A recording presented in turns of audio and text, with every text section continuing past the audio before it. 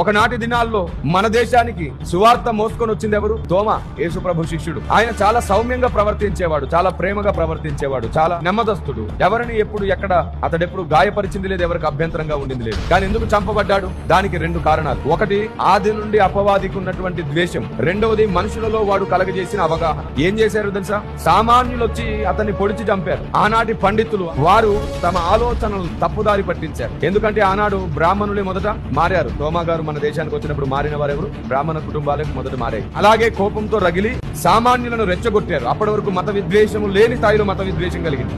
వీడు ద్రోహం చేస్తున్నాడు, మతం మార్పిడి చేస్తున్నాడు అనే రెచ్చగొట్టడం ఆనాడు ఆరంభించిందే తలస్థానం అనుకునేవారు పండితులు. హింసను ప్రోత్సహించిందే వారు.